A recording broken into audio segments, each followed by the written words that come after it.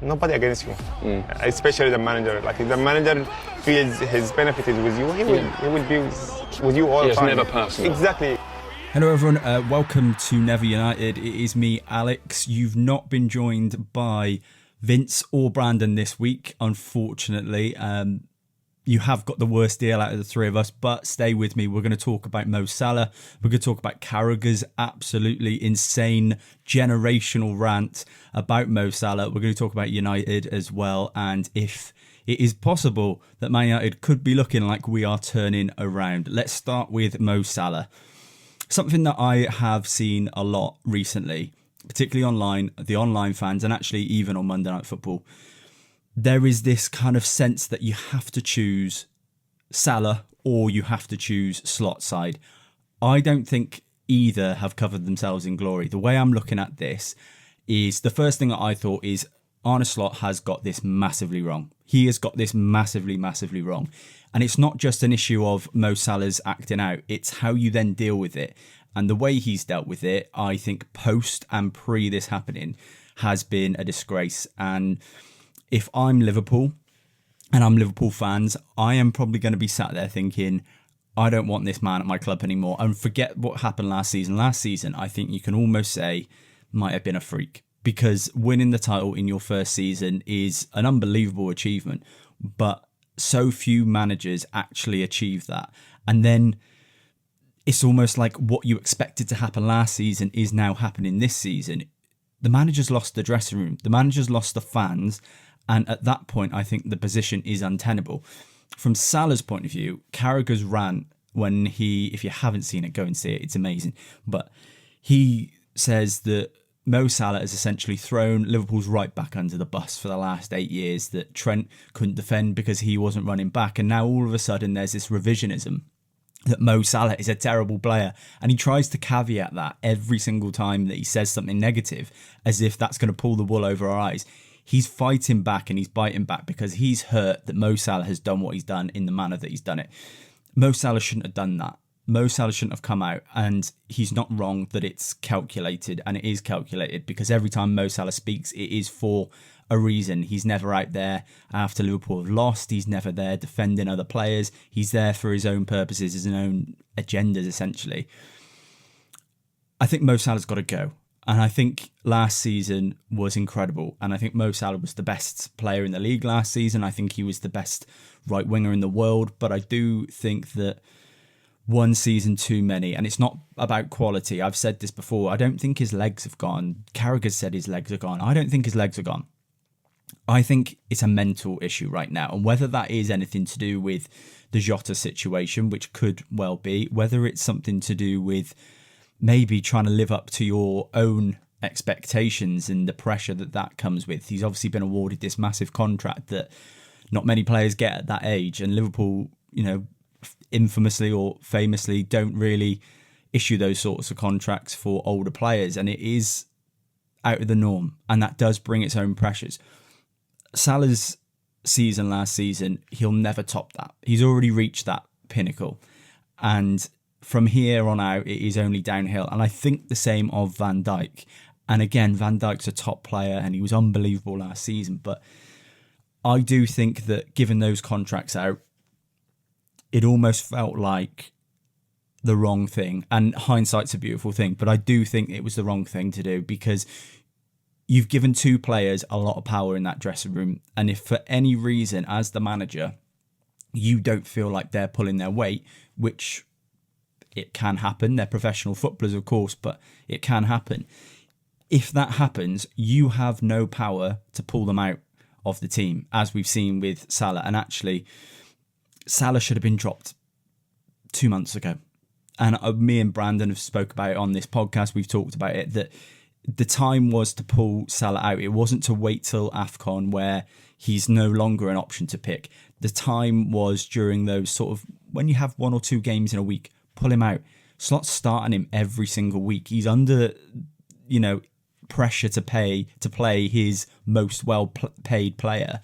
That has a lot of pressures as a manager, even though he probably doesn't think it's the right thing to do for the team. Salah's involvement in the team is detrimental at the moment, and it's not a lack of pace. It's not a lack of physicality that he's lost because of age. We're talking, 2-3 months since he was the best player in the league last season, and all of a sudden now he's terrible. It's a mentality issue. The mentality issues do not fix themselves. You need to act upon it, and Slot didn't act quick enough, and now he's acted almost reactionary because of the pressures that are building. That has left Salah feeling like he's being thrown under the bus for the performances. Now, I can see why he thinks that, but at the same time, you have to think about your club first. You are an individual playing for a club that is massive. You're a massive player. You'll never be bigger than the club. Mo Salah should have took his medicine, gone to AFCON, prove himself at AFCON, win it with Egypt, be top goal scorer in that tournament. Don't say anything and come back into the team and help the team. What he did was unacceptable. It does make his position at the club untenable for me.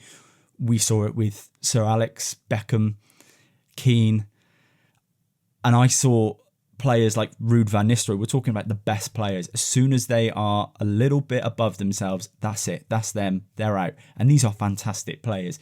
No player can be bigger than the club. It's cliche. Salah thinks he's bigger than the club, and that means he has to go. He has to go. He can't come back into that side. I think he's played his last Liverpool game. As for Arne Slot, I think both things can be true. Arne Slot's handled this horribly. I think with the way he's handled it, he's probably lost the dressing room, and he's certainly lost a large portion of the fans. So for me, I think Liverpool need a massive refresh, a restart. They spent 400 million quid in the summer. They might have to do exactly the same next summer. They might have to do the same, maybe not as much, but they might have to do the same in January to save their season. This season, they're so good individually. They're not going to finish like Man United did last season, 15th. They're going to finish in the top 10, top 8. And there'll be European football, I would think, is still likely. But if they want to salvage Champions League football, they need to make some massive changes. And I think the first is the manager, the second is Salah, and third is to bring in a centre-back that'll either help Van Dijk or replace him. So massive changes for Liverpool. On to United. I'm finding it hard not to be smug at the moment. And it's not because Man United are playing well. It's definitely not because Man United are playing well. We're not. But when we are so heavily criticised every season, bantered about, rival fans talking about us like we're a laughingstock, to then see us in the position that we are in with favourable fixtures ahead, I do find it funny. And I got laughed at the start of the season for suggesting Man United should be A, challenging for a title, and B, will be challenging for top 4 this season. It wasn't that I thought we could win a title. I'm saying that the club's ambition should be that. Challenging for top 4 is something that I said with my chest, and I do believe that we're in that mix. We're level points with supposed title challenging Chelsea. We are not the best team in the league. We're not even, despite what you might have seen online with my chomp recently. If you haven't seen it, it's picking up quite a bit of heat at the moment over on TikTok.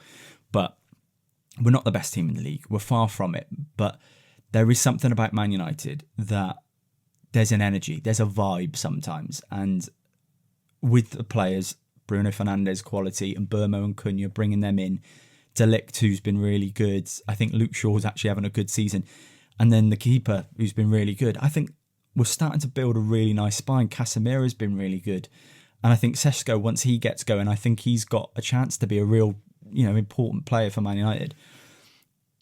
I'm not going to say that we're going to challenge for a title, obviously. I think that's gone. I think there was an opportunity for us to this season, whether you think that's crazy or not. There was an opportunity and we didn't take it. We dropped points at Forest.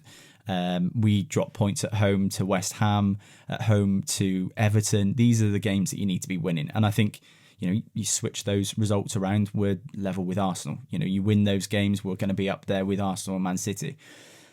Those games are winnable, and we haven't got that edge to us at the moment. So title's out.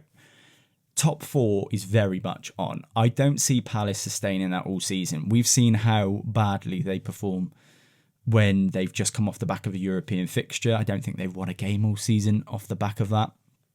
I think Man United's fixture run and lack of congestion in that fixture run means that there is no excuse for Man United not to go and challenge for top 4 and get Champions League football. And that within itself is not just a massive improvement, it's massive for the club, because that gives us money to spend. That gives us more options in the transfer market. And whereas we might not want players who only want to play for Champions League teams, we are Man United, and that will attract players. And having that edge of a Champions League team can just tip it for some players coming in. So, yeah, I think Man United, we're not in a bad place anymore. I don't think we're in a good place, but I don't think we're in a bad place. 25 points, level with Chelsea, as you're going to be listening to this. And a couple of players who are coming bang into form at the right time. Bruno Fernandes goes without saying. The stats I was reading this morning about him are unbelievable. I'm trying to go off the top of my head. There were so many amazing ones. He's got the most assists across Europe's top 5 leagues, with the exception of 2 players. One is Elise and the other one is Lamine Yamal. And this is for a team that isn't particularly great. One plays for Bayern there, one plays for Barca, and he's doing it at United.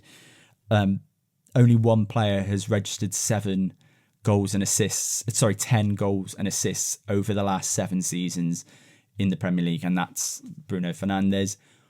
He is, for me, the best player in the Premier League. And the only reason people will disagree with that is because he plays for Man United and plays for a bad team. He is playing for a bad team and still at that level.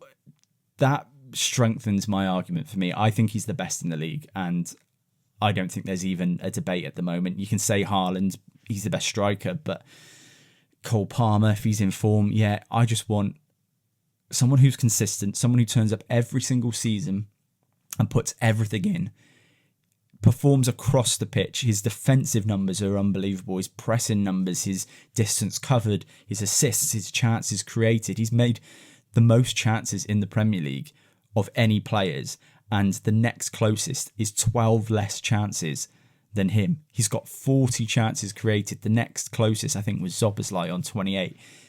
The numbers are unbelievable. He is an unbelievable player. He is a Man United legend, and he will go down, rightly so, as a Man United legend. Can we do him justice? Because it almost feels like his whole career at Man United has been just below where he deserves, and that's on the players around him. One thing I noted when I watched United against Wolves Monday was that we had a couple of players that were playing to the same standard as Bruno, and that was encouraging.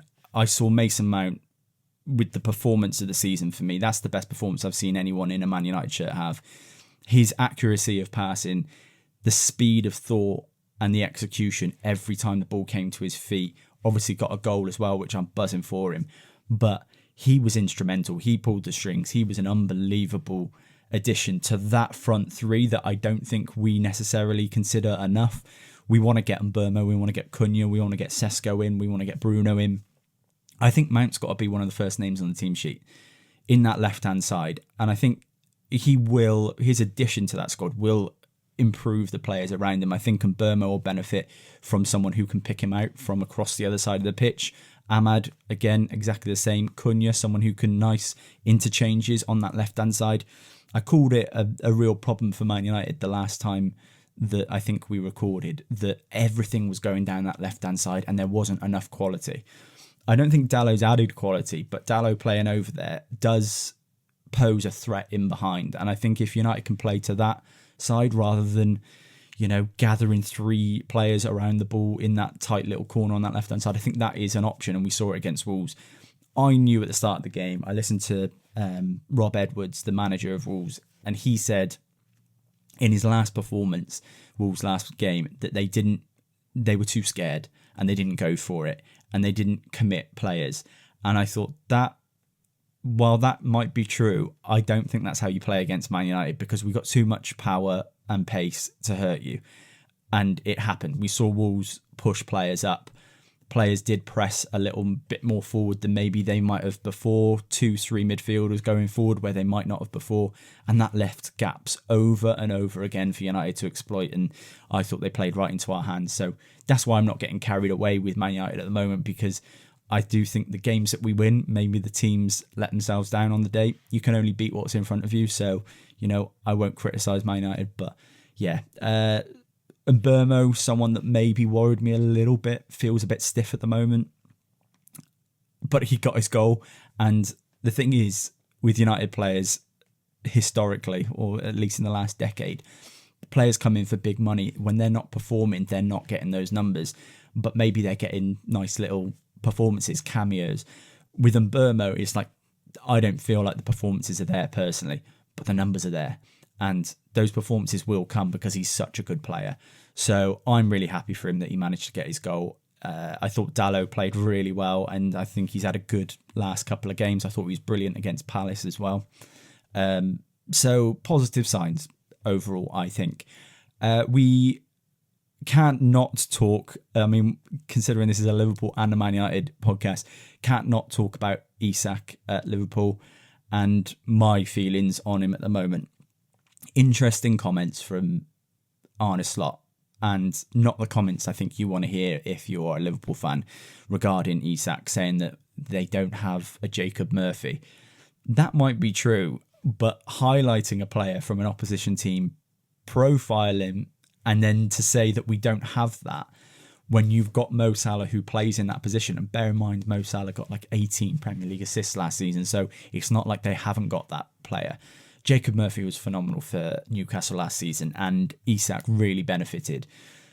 He might be right, and I don't think Salah's been as unselfish as he needed to be this season, but with Isak, with the amount of money you spend, I do think I want to see more. I do think that Liverpool players, signings, get away with it more than maybe a Man United would. And I just, that might seem biased perspective, but that's true. You can't argue with it. The numbers that Isak's put up, the numbers that Wirtz has put up, and I do think that Man United this season are getting away with it in the media because Cunha's registered 1 goal and Burmo's performances have been poor.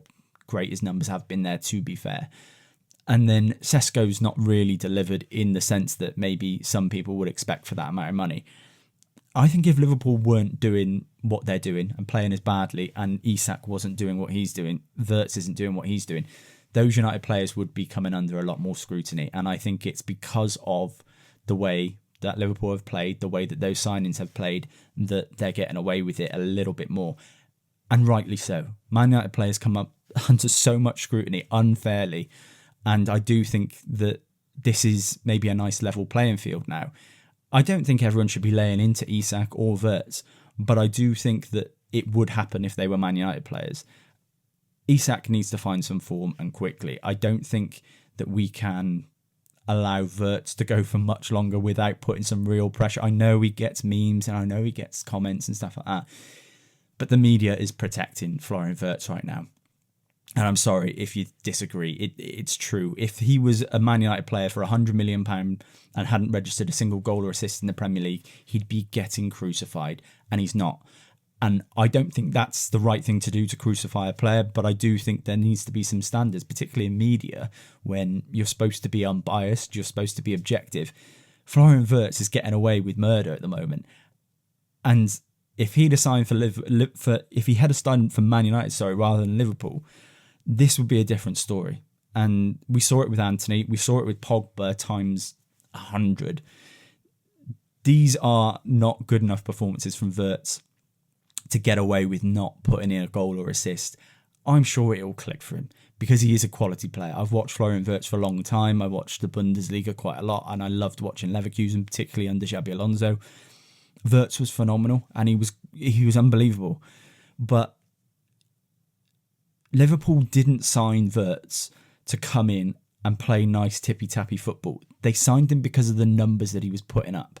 And to deny that right now is just revisionism. You're just going, well, no, we signed him because he's a good player.